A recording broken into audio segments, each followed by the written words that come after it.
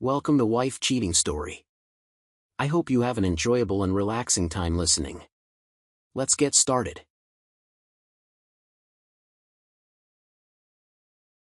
We're thankful for your continued viewership. Before we begin, tell us, where in the world are you watching from? We love knowing our global reach. Now, let's dive into today's story. Chapter 1, Glass Castles.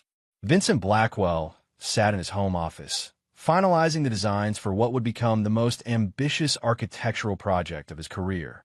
At 42, he had built a reputation as one of Philadelphia's premier architects, known for blending modern aesthetics with practical sustainability. The late evening shadows stretched across his drafting table as he made the final adjustments to the Morgan Heights Community Center, a project that would cement his legacy. The sound of the front door opening broke his concentration. Lily was home. His wife of 15 years worked as a pediatric surgeon at Philadelphia General, her schedule often as demanding as his own. Their professional lives had created a comfortable rhythm over the years, two ambitious people supporting each other's dreams while building a life together. "Vince," Lily called out, her voice carrying through their spacious colonial home. "Are you still working?" Vincent saved his work and stepped away from his desk. "Just wrapping up," he replied, moving to greet her. When they met in the hallway, he noticed the fatigue etched across her face. "Rough day." Lily dropped her bag by the entryway table. At 40, she remained strikingly beautiful, her auburn hair pulled back in a loose ponytail, green eyes that still captured him after all these years. "Lost a patient today. 10-year-old with complications from appendicitis. Shouldn't have happened." Vincent pulled her into an embrace. This was their ritual, being each other's harbor after difficult days. "I'm sorry," he whispered against her hair. "Want to talk about it?" She stiffened slightly in his arms before pulling away. "Actually, I think I just need a shower and sleep. Ryan might stop by later with some case notes I left at the hospital." Vincent nodded, trying to ignore the subtle change in her demeanor at the mention of Ryan Fletcher. His best friend since college had become a cardiovascular surgeon at the same hospital as Lily, and they'd grown closer over the past year through their professional collaboration. Vincent had always been grateful that his wife and best friend got along so well. "I'll leave some dinner in the microwave for you both," he said, watching as Lily climbed the stairs without looking back. Later that night, Vincent found himself unable to sleep, distracted by the quiet voices coming from the kitchen. Lily and Ryan had been reviewing case notes for nearly 2 hours. Their laughter floated up the stairs, comfortable, intimate laughter that made something twist in Vincent's stomach.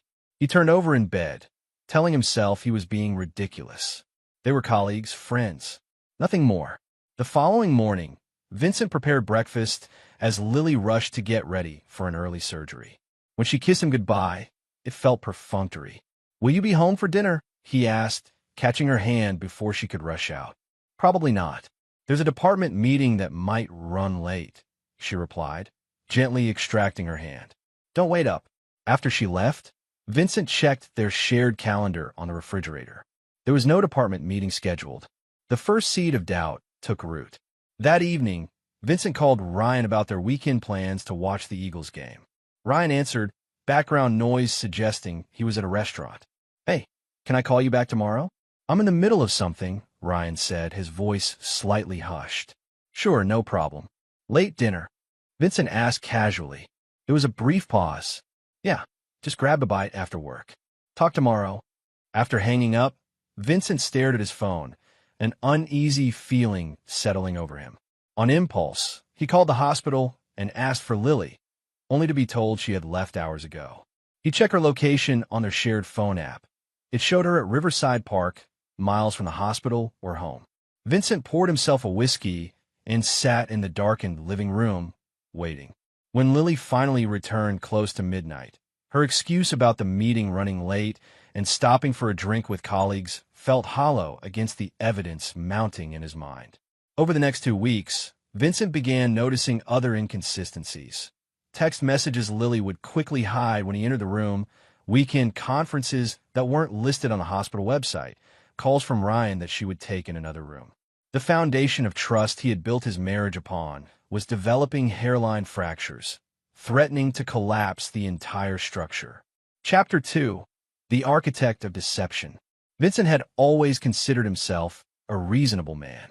Evidence, logic, and careful analysis formed the backbone of his professional success.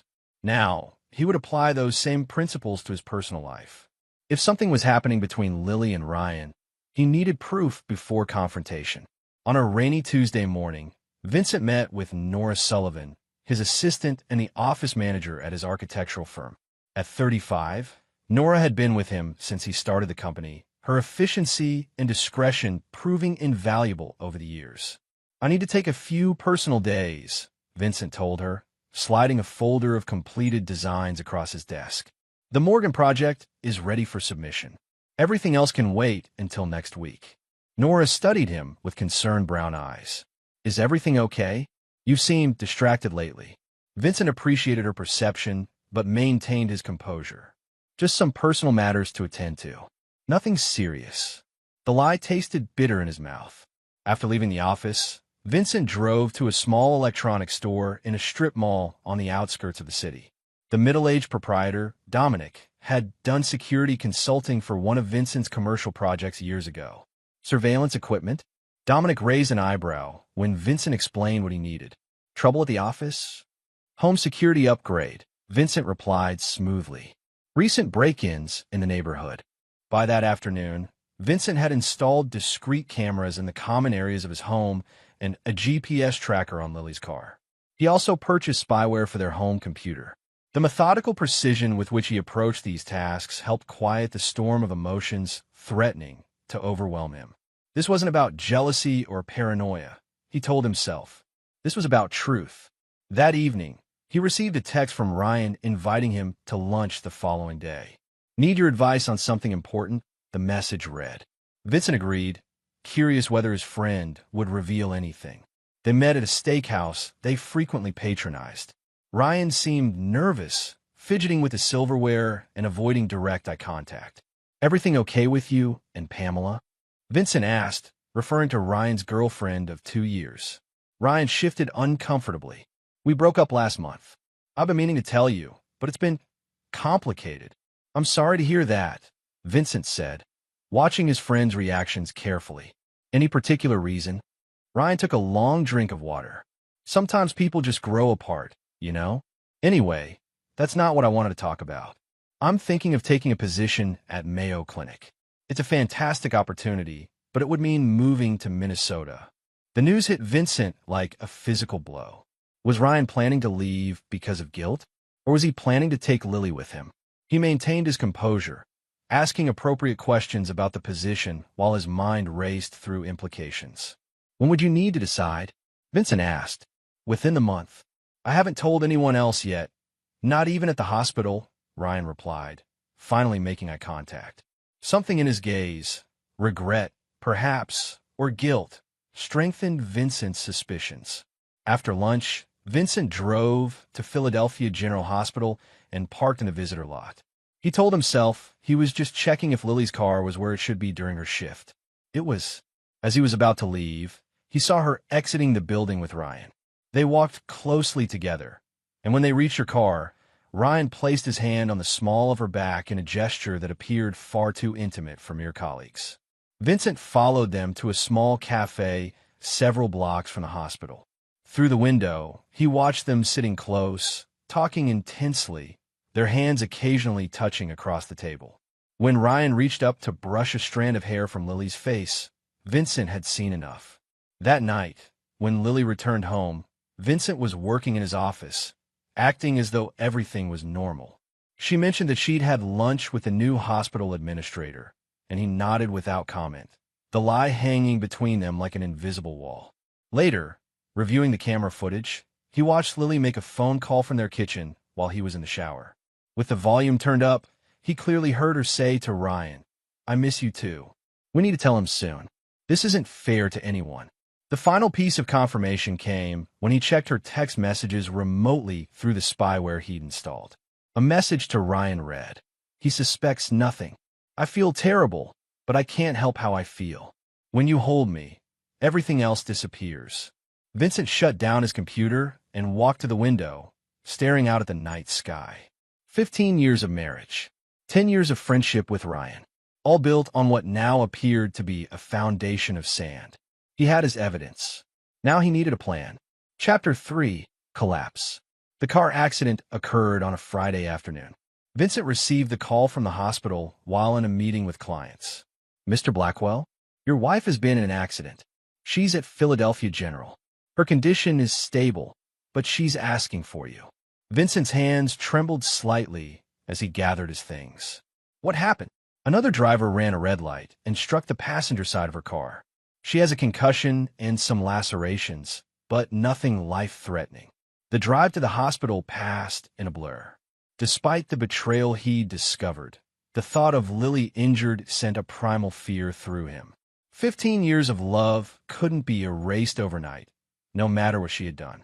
When he arrived at the hospital, Vincent rushed to the emergency department.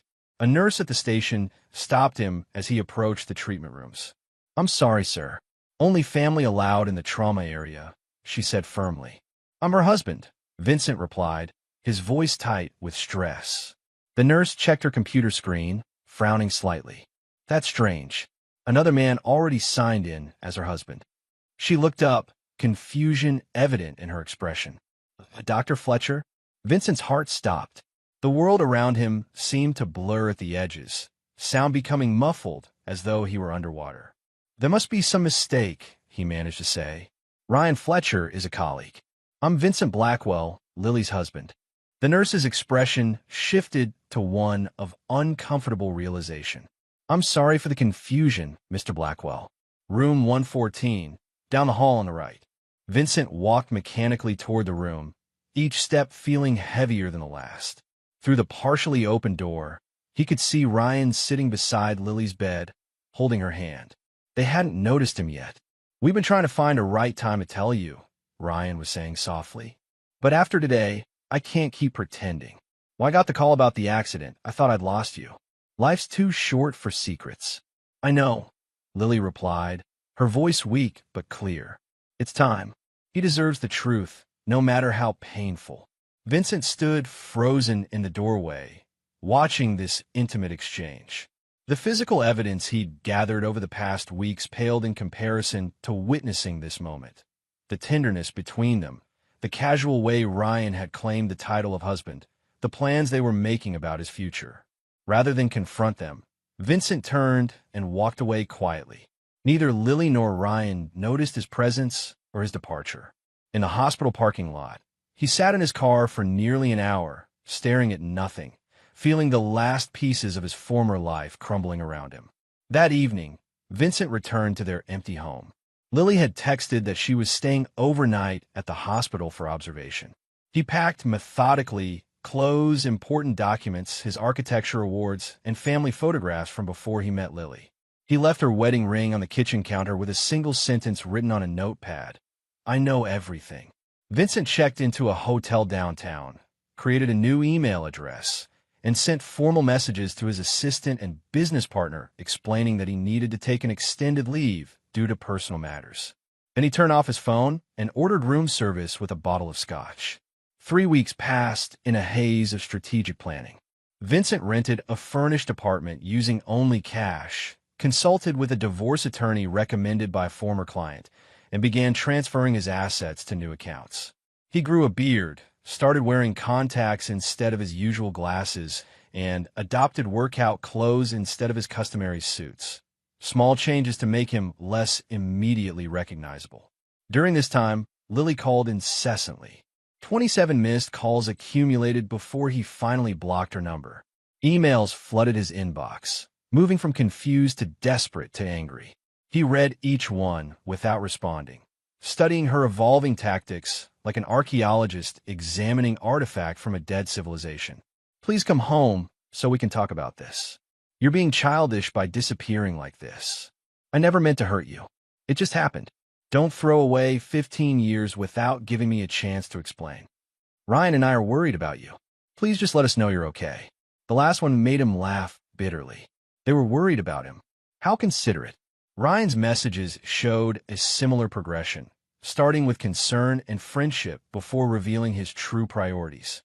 Vince, man, I'm so sorry. This isn't how we wanted you to find out. We need to talk about this like adults.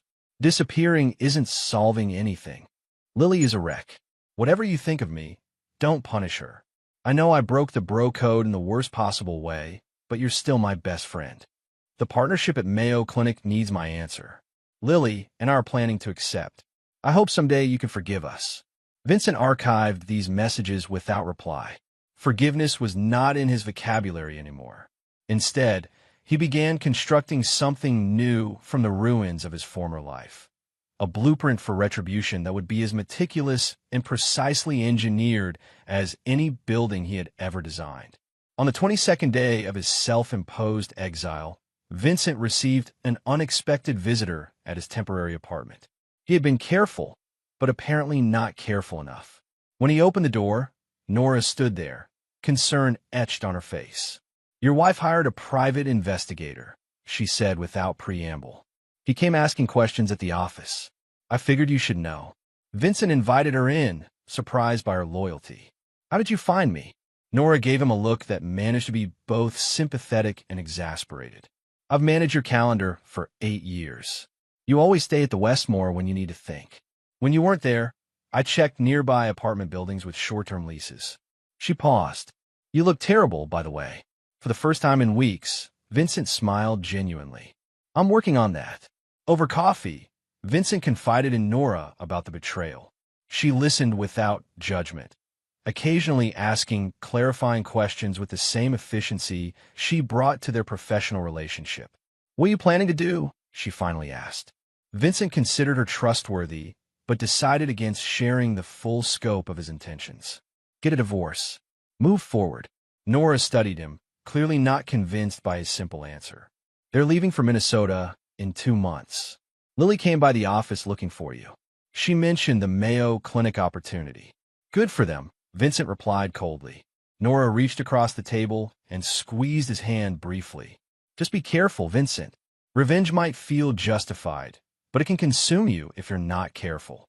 After she left, Vincent returned to his laptop where dozens of open tabs displayed information about Ryan's career, Lily's family connections, property records, and Minnesota state law. Nora's warning echoed in his mind, but he dismissed it. This wasn't about revenge anymore. This was about justice, a reckoning for those who had shattered the life he had built with such care.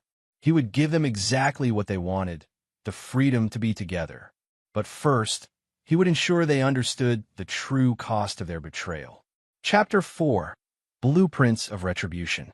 6 weeks after disappearing from his old life, Vincent moved into a sparsely furnished apartment across town under the name Victor Bennett. The transformation was more than physical. The beard, the contacts instead of glasses, the casual clothes replacing tailored suits. He had methodically dismantled his former identity, preserving only what was necessary to execute his plans. The divorce proceedings were underway, conducted through his attorney, with minimal direct contact. Vincent had surprised Lily by not contesting the division of assets or fighting for the house. His apparent capitulation made her suspicious, her attorney reaching out repeatedly to clarify that this wasn't some kind of trick. Vincent allowed her to keep most of their joint possessions, requesting only specific items with sentimental value in his firm's control. "You're making this too easy for them," his attorney, Patricia Walsh, observed during one of their meetings. "The judge will wonder why you're not fighting harder." Vincent offered a thin smile. "I'm fighting a different battle, one that began with understanding his targets better than they understood themselves." Vincent had spent weeks compiling information. Ryan's gambling habit that he'd successfully hidden from most of his friends, Lily's estranged relationship with her parents due to their disapproval of her career choices, the mountain of debt they both carried from medical school that their high salaries had only begun to address. Most importantly, he learned about their planned future together. Through careful electronic surveillance and information gathered by a private investigator he'd hired, Vincent discovered they had already placed a down payment on a lakeside property near Rochester, Minnesota. Ryan had signed his contract with Mayo Clinic, scheduled to begin in 2 months. Lily had applied for positions at the same institution, using Ryan's new influence to expedite her application. They were building a new life while the remnants of their old ones were still smoldering.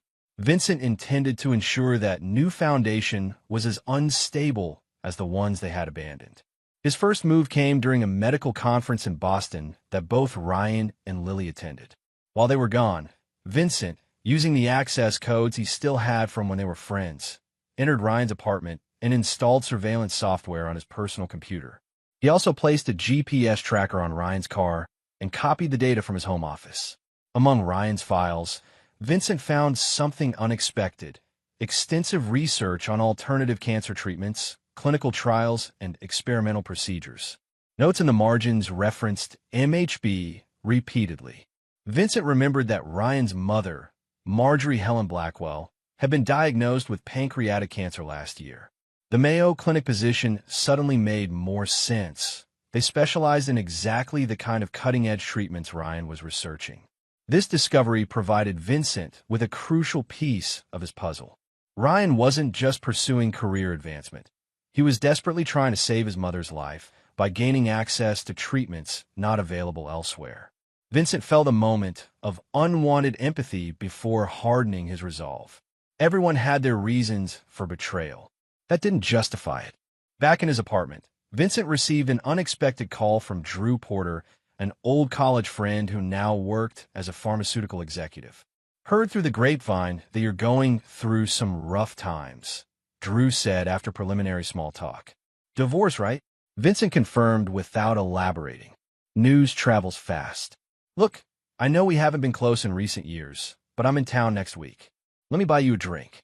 Might have a business proposition that could interest you." The timing was serendipitous. Vincent had been looking for opportunities to expand his network beyond architecture, knowing his revenge would require resources and connections in other industries. They arranged to meet at an upscale bar downtown the following Tuesday. Drew Porter had aged well since college, still athletically built with only hints of gray at his temples. He greeted Vincent with genuine warmth that briefly reminded him of better days. "Honestly, I almost didn't recognize you," Drew said, gesturing to Vincent's new appearance. "The beard suits you, though." Over drinks, Drew explained his proposition. His pharmaceutical company, Nexus Therapeutics, was expanding into a new research facility and needed an architect who understood both aesthetics and the specialized requirements of medical research spaces. "Your work on the Westlake Medical Center impressed our board," Drew explained. "We're prepared to offer a very competitive contract, with potential for ongoing work if the first project succeeds." Vincent listened attentively, asking relevant questions while his mind processed the implications.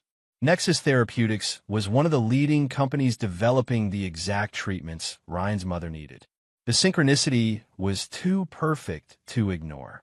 "I'm interested," Vincent said finally, "but I should mention that I'm planning to relocate soon. Would that be an issue?" Drew smiled. "Actually, the facility is in Rochester, Minnesota. We're partnering with Mayo Clinic on several research initiatives. Would that location work for you?" Vincent allowed himself a small smile. "Perfectly." Later that night, Vincent added this new development to his planning board, a large corkboard in his bedroom where he tracked all elements of his revenge strategy. Red thread connected photographs of Lily and Ryan to their new home and workplace in Minnesota. Blue thread linked his own planned movements. Yellow marked potential pressure points and vulnerabilities. The next morning, Vincent received a text from an unknown number. "I know what you're planning.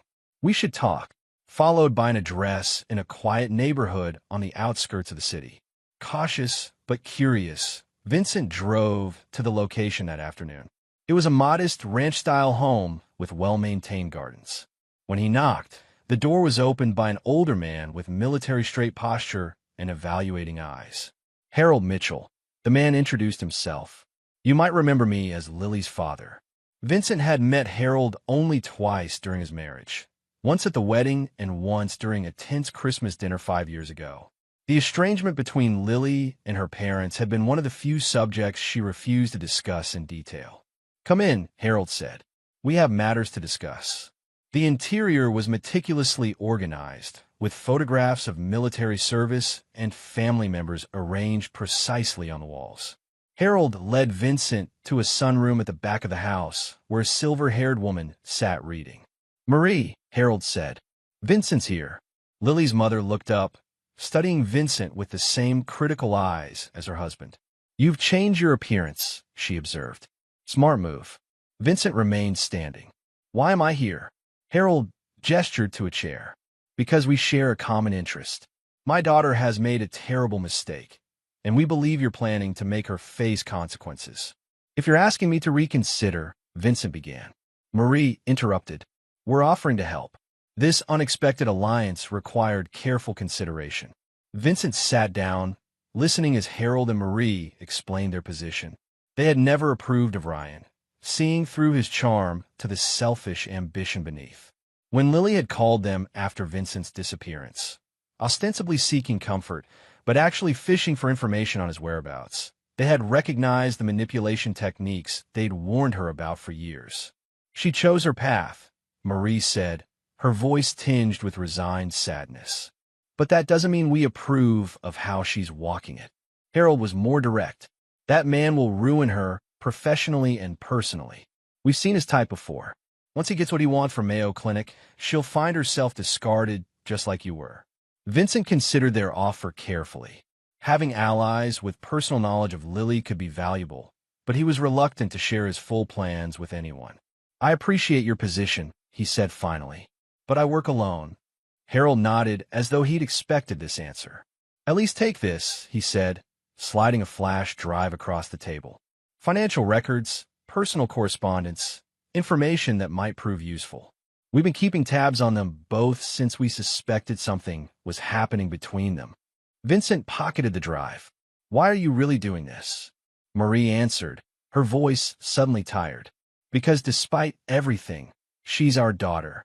Sometimes the hardest lessons are the ones we need most. Better she learn it now from you than years later when the stakes are higher." As Vincent drove home, he reflected on this unexpected turn. Harold and Marie Mitchell were offering themselves as unwitting pawns in his game, potentially useful, but also unpredictable. He would need to incorporate them carefully, using their resources while ensuring they remained at arm's length from his ultimate plans. That night, reviewing the contents of the flash drive, Vincent found something that made his breath catch.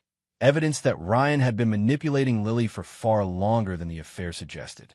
Emails dating back 3 years showed Ryan strategically becoming her confidant, subtly undermining her marriage by emphasizing Vincent's workaholic tendencies and absences.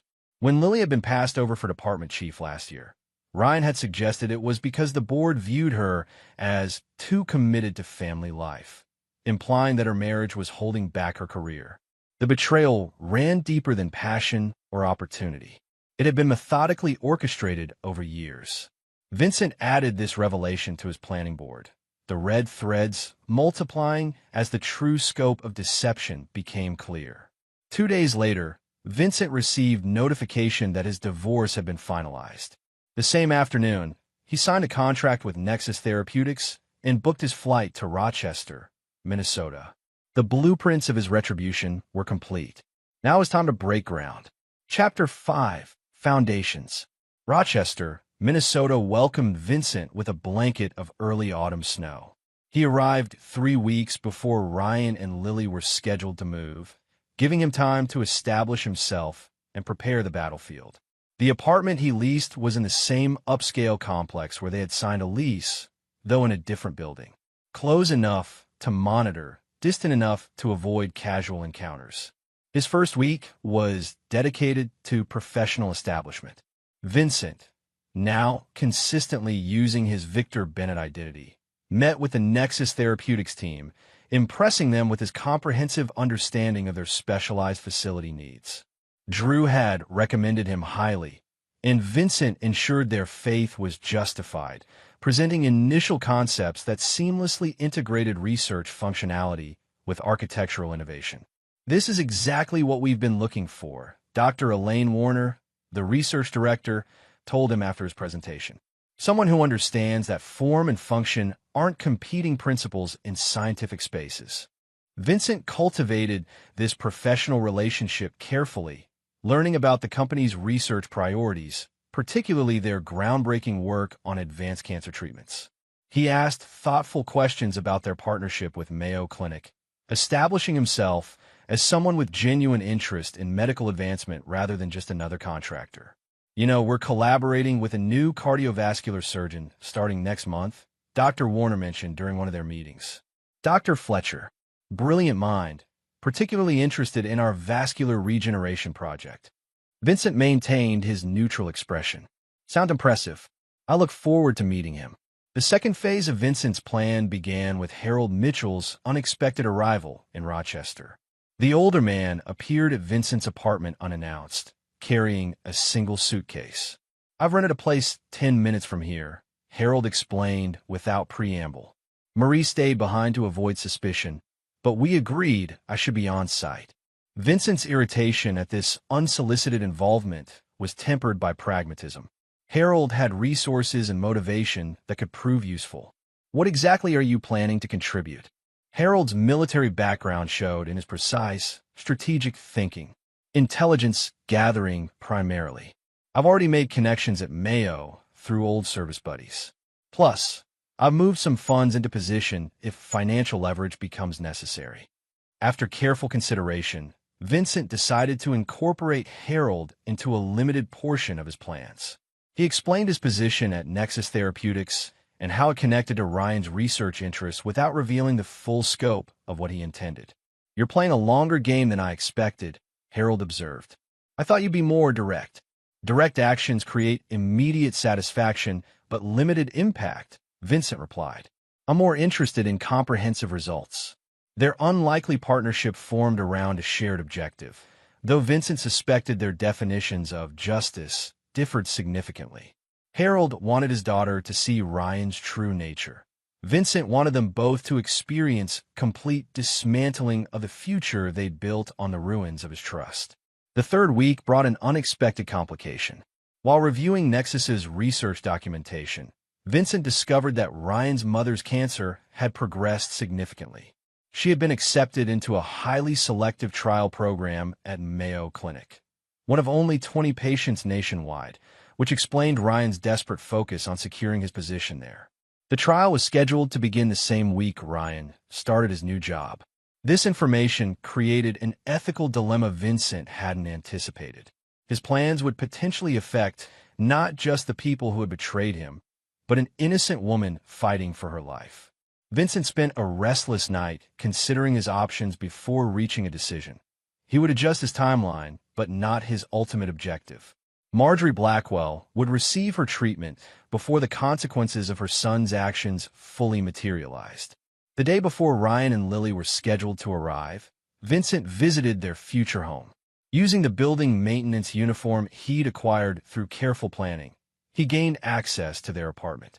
He installed discrete surveillance devices in common areas and planted the custom software he developed on the pre-installed smart home system. The technology would allow him to monitor their conversations and activities while controlling subtle environmental factors, temperature fluctuations, intermittent Wi-Fi disruptions, random alarm triggers, minor irritations designed to create a constant undercurrent of stress. That evening, Harold reported that Ryan and Lily had checked into a hotel across town. They would move into their apartment tomorrow. "What's our first move?" Harold asked as they shared a drink in Vincent's apartment. Vincent swirled the whiskey in his glass. "We wait. Let them settle in, feel secure. The most effective attack comes when the target believes they're safe." Harold frowned. "Passive approach. Strategic patience," Vincent corrected. "And while we wait, we continue building our positions." "You mentioned financial leverage." Harold nodded. "I've secured a controlling interest in a property management company that owns their apartment complex.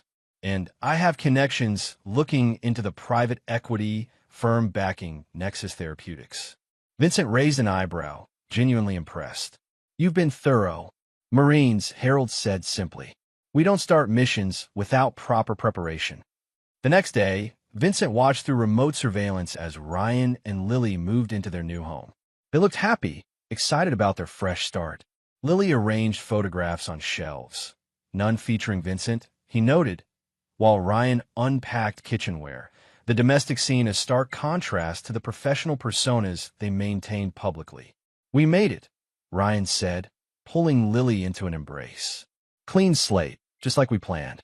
"I still feel terrible about how things ended with Vincent," Lily replied, her expression clouded momentarily. Ryan's response was revealing. He made his choice by disappearing. "You're not responsible for his inability to handle the situation like an adult." Vincent watched this exchange with cold detachment. The surveillance confirmed what he already knew. Their narrative cast him as the villain, their betrayal reframed as inevitable love that couldn't be denied. This self-serving revision of history strengthened his resolve. They would learn that actions had consequences, regardless of how they justified them to themselves. That night, Vincent activated the first phase of his plan, a subtle manipulation of their environment. Their apartment temperature dropped 5 degrees overnight. Not enough to be immediately alarming, but sufficient to disturb their sleep. Their internet connection became sporadically unreliable, particularly during Ryan's attempt to video conference with Mayo Clinic administrators. The smart speaker system randomly played music at low volume during the early morning hours, then denied any record of activation when questioned. These minor disruptions would gradually increase, creating an atmosphere of unpredictability and tension in what should have been their sanctuary. Meanwhile, Vincent prepared for his first direct contact with Ryan through their professional connection, scheduling a meeting with the Mayo Nexus collaborative team for the following week. The foundations of his revenge were now firmly established. Like any well-designed structure, it would appear ordinary from the outside while concealing complex systems within. And like any master architect, Vincent had built in contingencies for unexpected developments. Whatever actions Ryan and Lily took from this point forward, they would be moving through a space he had engineered specifically for their undoing. Chapter 6: Structural Integrity. The collaborative meeting between Mayo Clinic and Nexus Therapeutics took place in a sleek conference room overlooking Rochester's medical campus. Vincent arrived early, positioning himself at the far end of the table where he could observe without being immediately noticeable. He had prepared meticulously for this moment, the first direct contact with Ryan since the hospital revelation 8 weeks ago. When Ryan entered with a group of Mayo Clinic physicians, he showed no sign of recognizing Vincent. The beard, contacts, and casual professional attire created enough difference from his former appearance. More importantly, Ryan wasn't looking for Vincent Blackwell in this context. Why would his betrayed friend be sitting in a pharmaceutical partnership meeting in Minnesota? Dr. Warner made introductions around the table. And this is Victor Bennett, the architect designing our new research facility. He has an innovative approach to creating spaces that enhance collaborative work. Ryan nodded politely in Vincent's direction without particular interest. The meeting proceeded with discussion of research protocols and facility requirements. Vincent participated appropriately, offering insights on structural adaptations to accommodate specialized equipment while studying Ryan's interactions with colleagues. His former friend appeared confident, already establishing himself as an authority despite being new to the institution. Ryan frequently mentioned his previous research, positioning himself as the natural bridge between Mayo Clinic and Nexus Therapeutics. The other physicians deferred to him with the respect typically reserved for more established colleagues. Near the end of the meeting, Vincent strategically introduced a question about vascular regeneration, Ryan's specific research interest. "Dr. Fletcher, I understand you've done groundbreaking work in this area. How might the facility design better support these particular research requirements?" Ryan looked directly at Vincent for the first time, momentarily startled by the focused attention. A flicker of unease crossed his face. Not recognition, but something more instinctive. Prey sensing a predator's gaze without identifying its source. "Good question." Ryan recovered quickly. "The primary challenge is maintaining precise environmental conditions for tissue cultivation. Temperature stability within 0.5 degrees is essential." Vincent nodded thoughtfully. "That's exactly the kind of specific requirement we need to address early in the design process.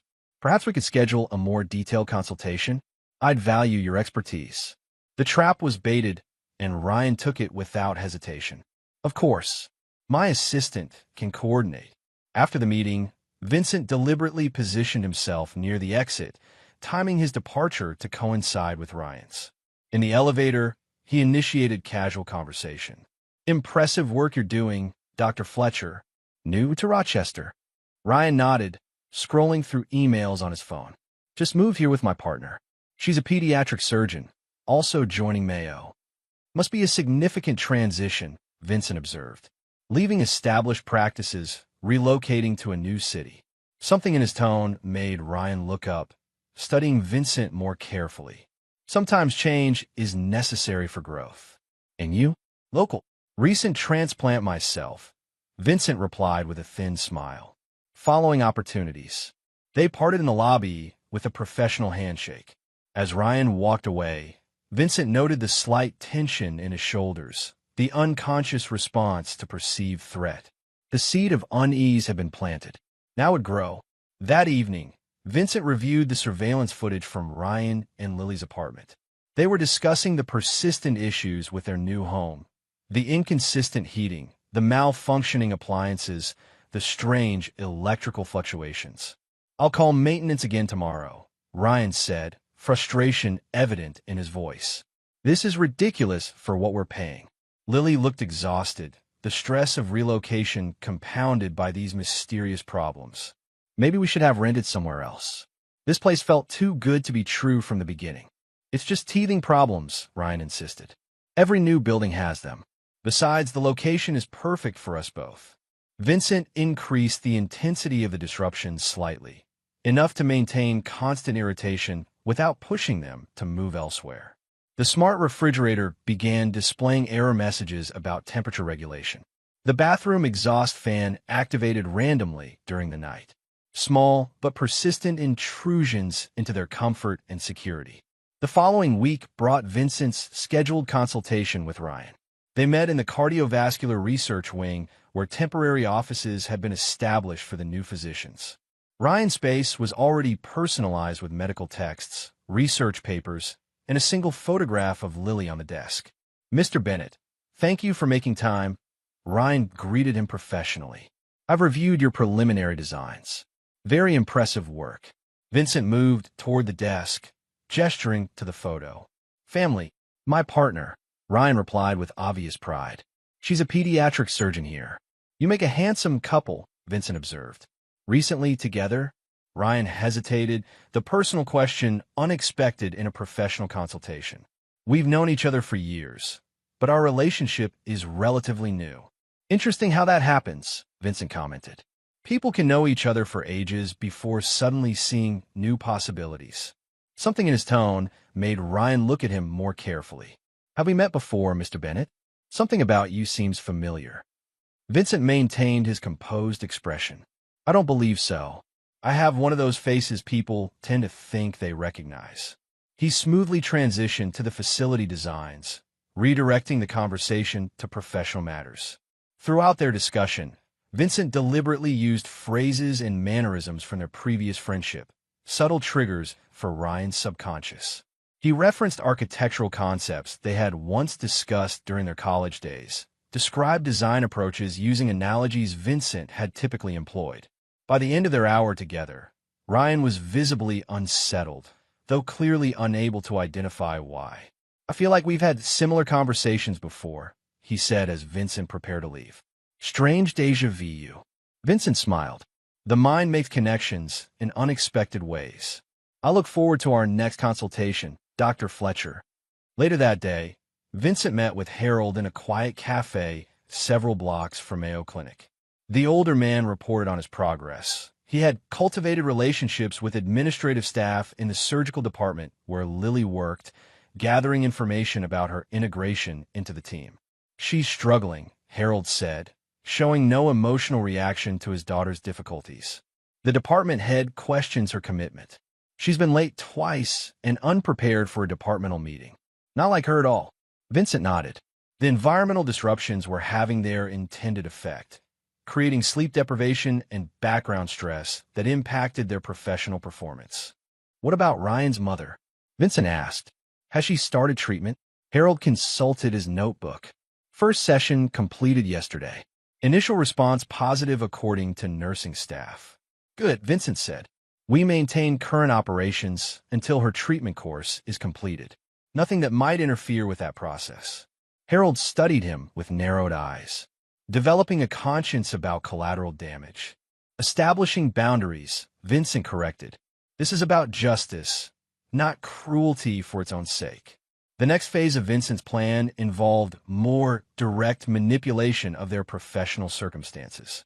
Through his growing influence at Nexus Therapeutics, he strategically adjusted research priorities in ways that complicated Ryan's work without obviously targeting him.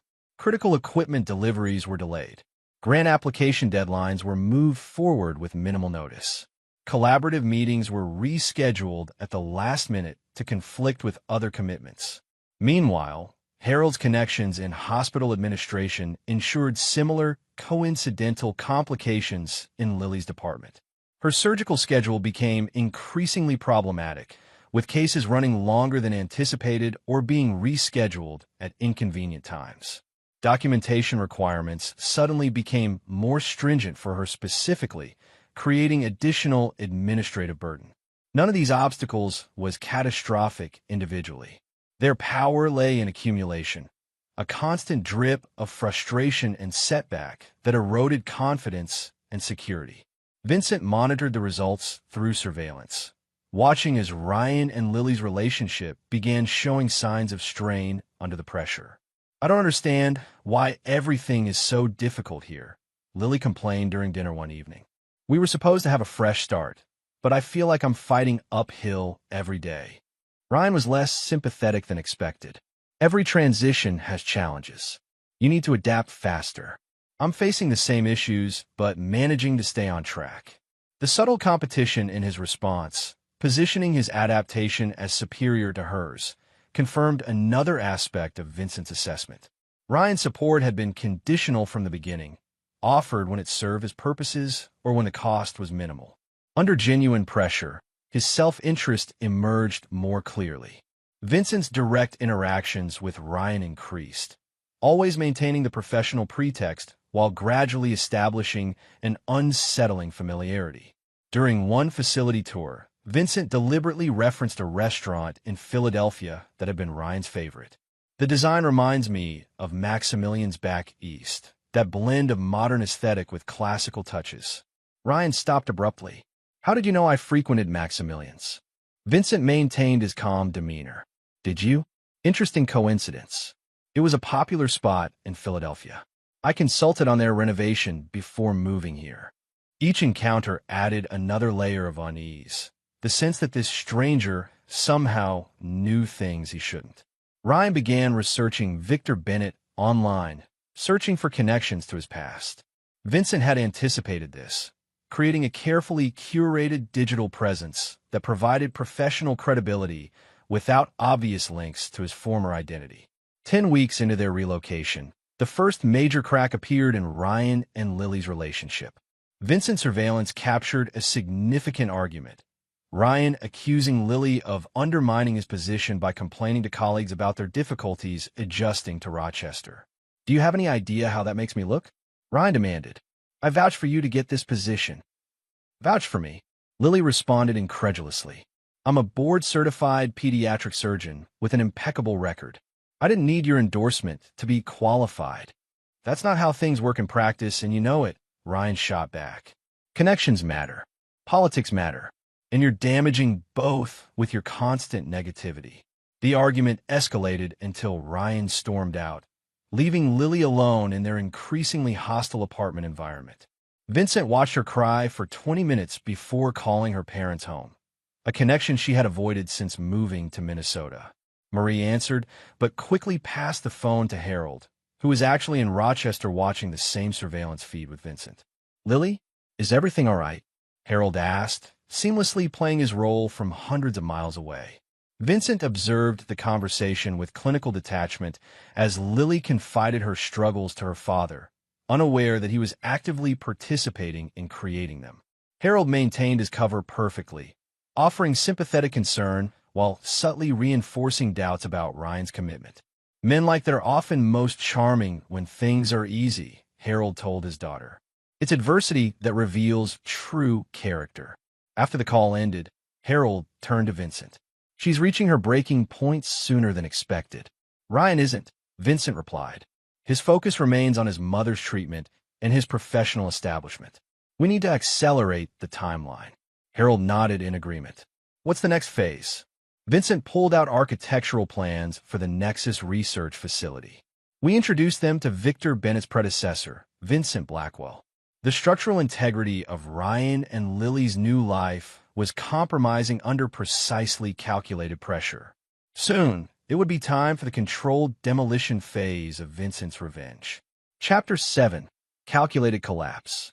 3 months into their Minnesota relocation, Ryan and Lily attended the Nexus Therapeutics Winter Gala, a formal event celebrating the research partnership with Mayo Clinic. The venue sparkled with holiday decorations, medical elites in formal attire networking over champagne and gourmet hors d'oeuvres. Vincent observed from across the room, timing his approach carefully. Ryan stood with department heads, positioning himself at the center of discussions about research priorities. Lily hovered at the periphery of these conversations, her discomfort evident in her rigid posture and forced smile. The strain between them had become visible to colleagues, generating whispered speculation about trouble in paradise. Vincent had prepared meticulously for this moment. His appearance had been further refined, the beard precisely trimmed, contacts enhancing his natural eye color, tailored suit creating a silhouette distinctly different from his former self. He approached the group during a natural break in conversation, glass of sparkling water in hand. "Dr. Fletcher, good to see you," Vincent greeted Ryan with practiced casualness. "The vascular regeneration proposal is generating significant excitement among our investors." Ryan acknowledged him with a nod, clearly trying to place this man who seemed increasingly familiar, yet stubbornly unidentifiable. "Mr. Bennett, have you met my partner, Dr. Lily Blackwell?" Vincent turned to Lily, extending his hand. "A pleasure to finally meet you. Your reputation in pediatric surgery precedes you." Lily's grip was professional but distant. "Thank you, though I'm still establishing myself here." "Transitions take time," Vincent replied, holding her gaze a moment longer than comfortable, especially when built on complex foundations. Something in his phrasing made her blink, a slight furrow appearing between her brows. Vincent maintained the interaction for exactly 4 minutes, long enough to establish presence without drawing undue attention, before excusing himself to speak with Nexus executives. Throughout the evening, he positioned himself to remain in their sight line, a constant peripheral presence. When the formal dinner began, seating arrangements placed him at a table adjacent to theirs, close enough to occasionally enter their conversation without appearing to force connection. During dessert, Vincent executed the next phase of his plan. Drew Porter, his college friend and Nexus executive, approached their table with orchestrated enthusiasm. "Victor," Drew called slightly too loudly. "The Minneapolis committee loved your proposal for their medical center. Said it reminded them of Vincent Blackwell's work. Highest compliment in the industry." Vincent shook Drew's hand, aware that Ryan and Lily had both stiffened at the mention of his former name. High praise indeed. Blackwell was a visionary. "Was?" Drew questioned, playing his unwitting role perfectly. "Has he retired?" "Just disappeared, from what I understand," Vincent replied, voice pitched to carry to the neighboring table. "Personal issues, apparently. Brilliant mind, though. His Westlake Medical Center design revolutionized patient care environments." Ryan's fork clattered against his plate. Vincent continued his conversation with Drew, pretending not to notice while monitoring Ryan's reaction through his peripheral vision. Lily had gone pale, her hand gripping her water glass with white knuckles. The seed of recognition had been planted. Later that evening, Vincent's surveillance captured their reaction when they returned home. "That architect," Ryan said, loosening his tie with agitated movements. "Something about him isn't right." Lily sat heavily on their sofa. When he mentioned Vincent, did you notice how he said it? Like he was enjoying some private joke. "You're being paranoid," Ryan replied, though his tone lacked conviction. Blackwell is a common name in architecture circles. He knew specific details about Vincent's work, Lily insisted. And there's something about his mannerisms, the way he phrases things. What are you suggesting? Ryan demanded. That Vincent somehow followed us to Minnesota? Changed his appearance? Infiltrated Nexus Therapeutics? That's ridiculous. Lily didn't respond immediately, her expression troubled. I should never have called him 27 times, she finally said quietly. It felt like harassment, even as I was doing it. What if we push him too far? He's gone, Ryan said firmly. Probably living on some beach with our divorce settlement. Stop creating problems when we already have enough real ones. Vincent watched this exchange with cold satisfaction. The cognitive dissonance was taking root, the possibility too absurd to accept yet too disturbing to dismiss.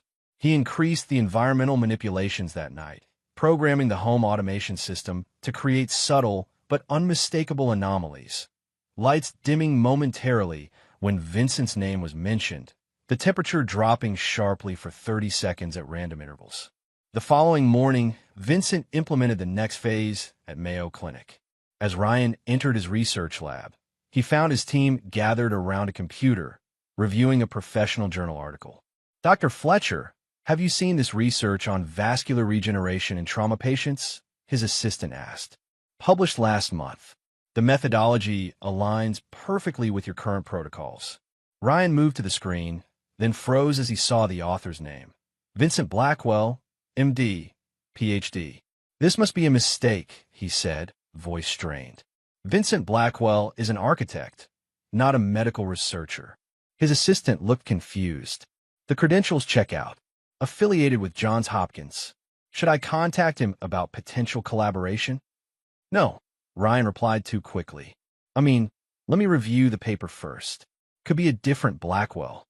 Throughout the day, references to Vincent Blackwell appeared in Ryan's professional sphere.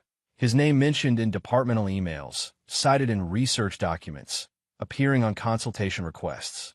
Each instance was arranged through Harold's administrative connections and Vincent's strategic digital insertions. None was overtly threatening, yet their cumulative effect created a sense of omnipresent surveillance. Simultaneously, Lily experienced her own version of this psychological pressure. Patient charts inexplicably included notes in handwriting reminiscent of Vincent's. A new hospital administrator with the surname Blackwell requested her participation in a committee. A child brought to her clinic wore a T-shirt from Vincent's alma mater.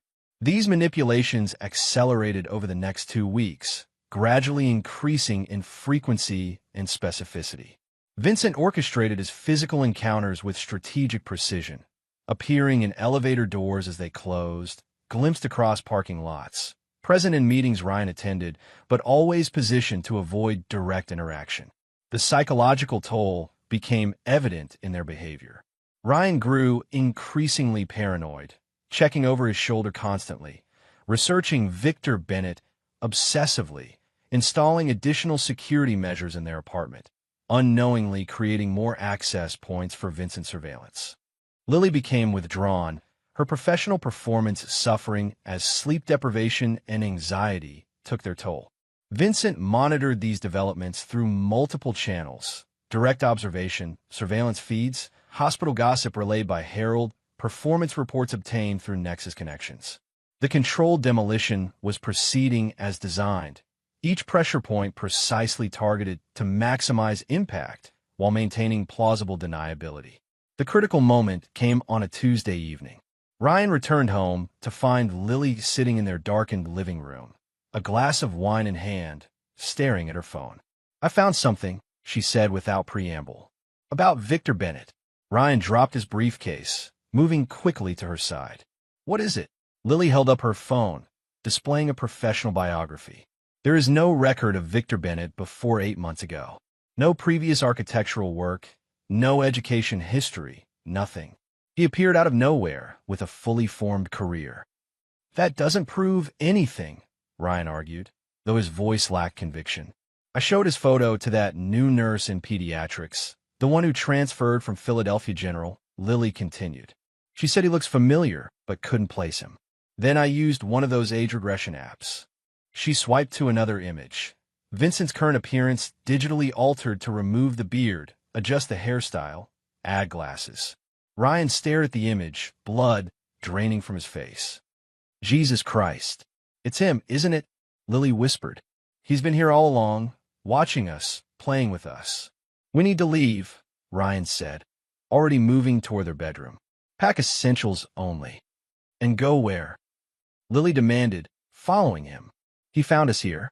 What's to stop him from finding us anywhere? We'll figure it out, Ryan insisted, pulling luggage from their closet. The important thing is getting away from him now. Vincent watched this panicked response with detached interest. The collapse was proceeding faster than anticipated. Time to accelerate the final phase. He picked up his phone and called Harold. They're planning to run. Implement containment protocol.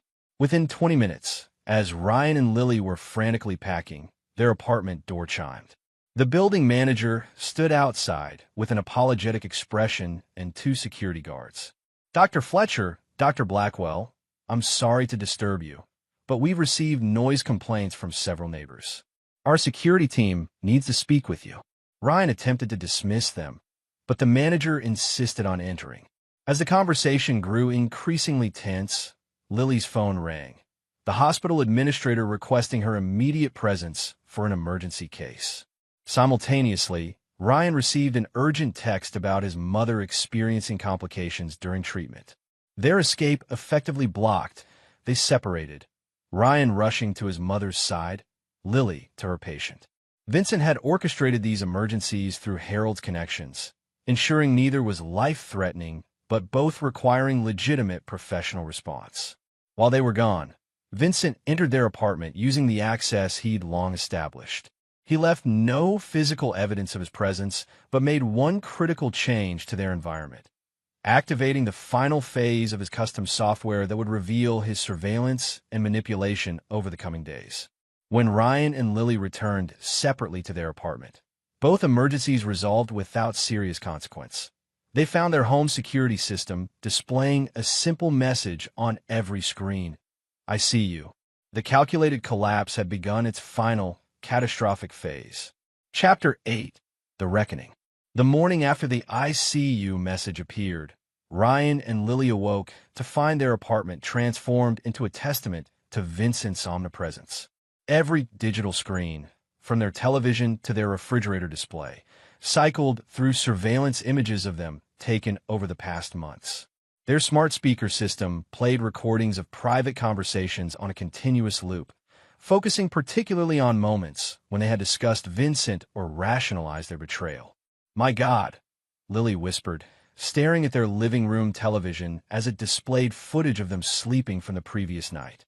He's been watching everything. Ryan frantically tried to disable their devices, unplugging systems and removing batteries, but the surveillance continued uninterrupted.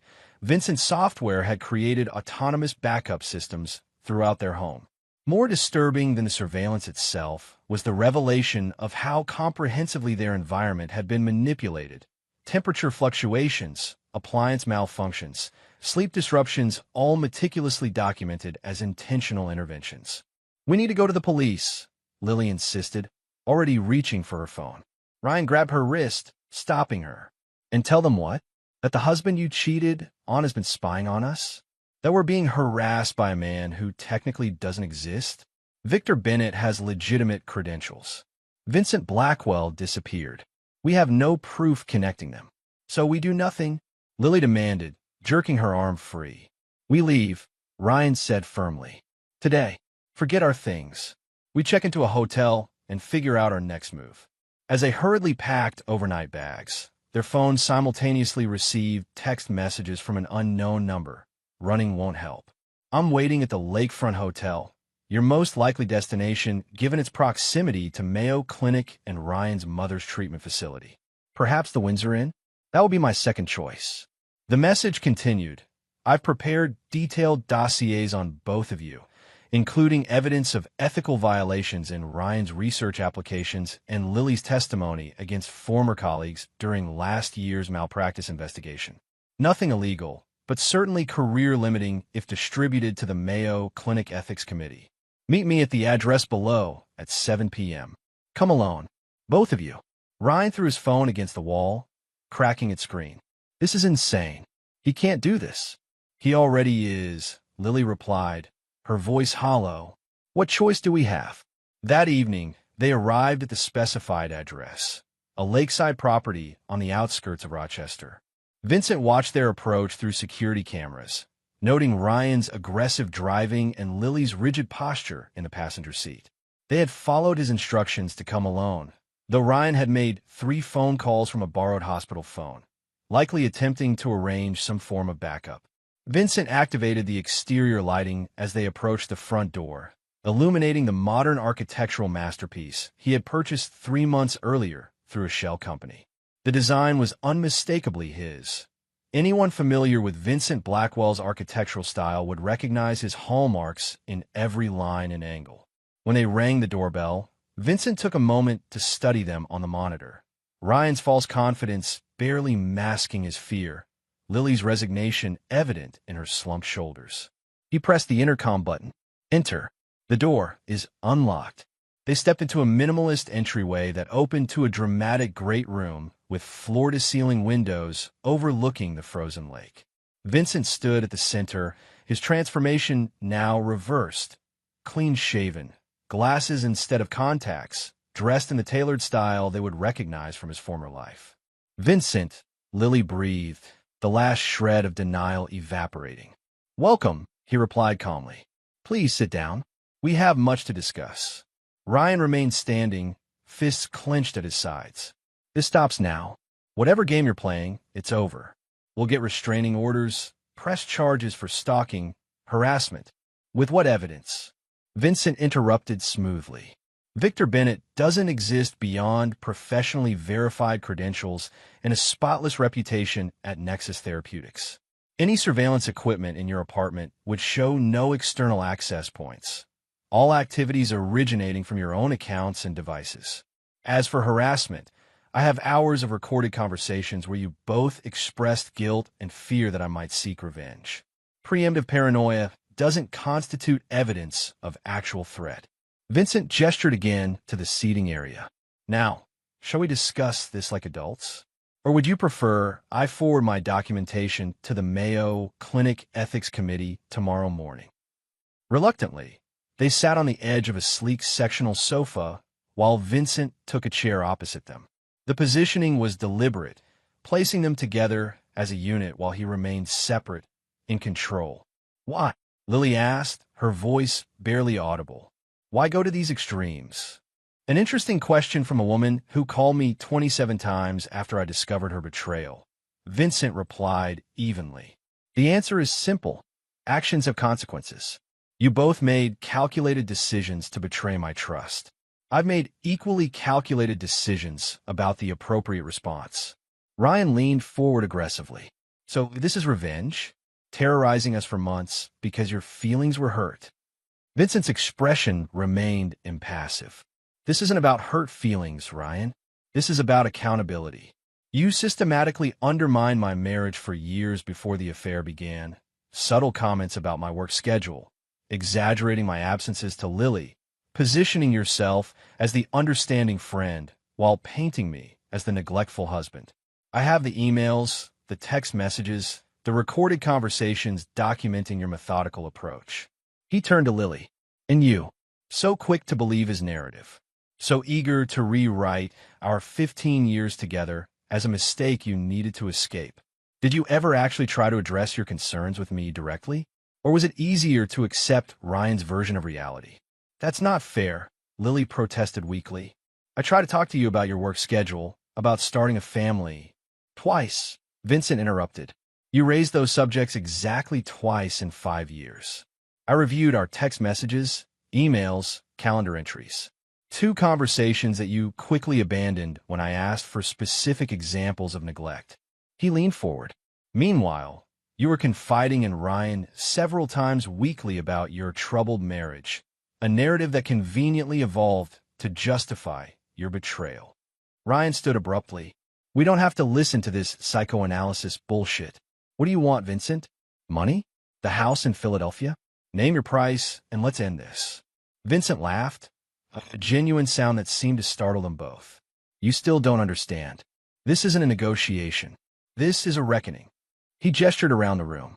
Everything you've experienced since arriving in Minnesota, the professional setbacks, the relationship strain, the psychological pressure, has been precisely engineered to achieve specific outcomes. You're insane, Ryan whispered. No, I'm methodical, Vincent corrected. And effective. Your mother's cancer treatment is proceeding well, by the way. I've been monitoring her progress carefully. The trial medication is showing remarkable results. Ryan went pale. You stay away from my mother. I have no intention of interfering with her treatment, Vincent assured him. Unlike you, I don't target innocents in my operations. In fact, I delayed certain aspects of my plan to ensure her medical care wouldn't be disrupted. He turned to Lily. Your parents send their regards, by the way. Lily's expression shifted from confusion to horror as understanding dawned. My father. He's been helping you? Harold has been an enthusiastic collaborator, Vincent confirmed. Apparently, he never approved of your relationship with Ryan. Something about recognizing self-serving ambition when he sees it. Ryan paced the room, agitation increasing. What is the point of all this? What do you want from us? Vincent stood, moving to a side table where he retrieved 2 folders. He handed one to each of them. These contain documentation of your professional missteps since arriving in Minnesota. Ryan's research protocol violations, Lily's patient care documentation issues. Nothing manufactured, simply comprehensive records of errors made under pressure. The originals will be delivered to Mayo Clinic administration tomorrow, unless you comply with my conditions. Which are? Ryan demanded, not opening his folder. Separation, Vincent said simply. You will end your relationship immediately. Ryan, you will accept the position at Johns Hopkins that was offered last week. Yes, I know about that opportunity you've kept secret from Lily. You will have no further contact with her beyond professional courtesy if your paths cross at medical conferences. He turned to Lily. You will remain at Mayo Clinic, rebuilding your reputation through the mentorship program I've arranged with Dr. Warner. Your position is secure provided you demonstrate the commitment to excellence you were once known for. You can't force us to separate, Lily protested. I'm not forcing anything, Vincent replied calmly. I'm offering a choice between professional destruction and a chance to salvage individual careers. What collapsed under minimal pressure was your relationship.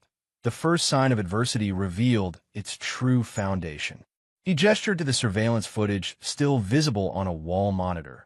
A recent argument where Ryan had blamed Lily for their mounting problems, his supportive facade cracking under stress to reveal the self-interest beneath. Look at yourselves, Vincent continued.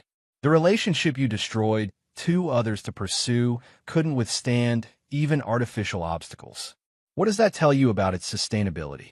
Ryan tossed his folder onto the coffee table. This is ridiculous. We're leaving. Do your worst. Vincent nodded, as if expecting this response. Before you go, there's something you should see. He activated another monitor, displaying live video of Marjorie Blackwell's hospital room. Your mother's treatment is scheduled to transition from inpatient to outpatient next week. The medication that's saving her life is manufactured exclusively by Nexus Therapeutics, provided to Mayo Clinic through the research partnership I helped establish. Ryan froze, understanding the implicit threat. You wouldn't. I've respected medical ethics throughout this process, Vincent replied. Your mother's treatment has never been at risk. But continuation in the trial program requires physician advocacy. Your professional standing at Mayo Clinic directly impacts your ability to ensure she receives optimal care. Vincent deactivated the monitor. This isn't a threat. It's simply reality. Your actions determined this situation long before tonight. The room fell silent as the true scope of Vincent's orchestration became clear. He hadn't just infiltrated their professional lives or surveilled their home. He had created an entire ecosystem of consequence around them, with multiple pressure points and leverage opportunities. You planned all of this from the beginning, Lily said, her voice hollow with realization. From the moment you walked out of that hospital room. I designed it the way I design buildings, Vincent acknowledged, with careful attention to both structural integrity and eventual impact. The foundation was your betrayal. I merely build upon what you provided. Ryan studied Vincent with a mixture of fear and reluctant respect. What happens if we agree to your terms? You each retain a chance at professional redemption. Separately, Vincent gestured to additional documentation in their folders. The separation agreement includes non-disclosure clauses regarding all aspects of our interactions. Break those terms, and the consequences will be immediate and irreversible. Lily opened her folder, scanning the detailed agreement within. You've thought of everything. That's what architects do, Vincent replied. We anticipate problems before they arise and design solutions that appear inevitable in retrospect. Ryan and Lily exchanged a long look, the weight of their situation settling between them. The connection Vincent had once envied now appeared brittle, already fracturing under the pressure of consequence. We need time to discuss this, Ryan finally said. You have until tomorrow morning, Vincent replied. The details for contacting me are in your folders. Choose wisely.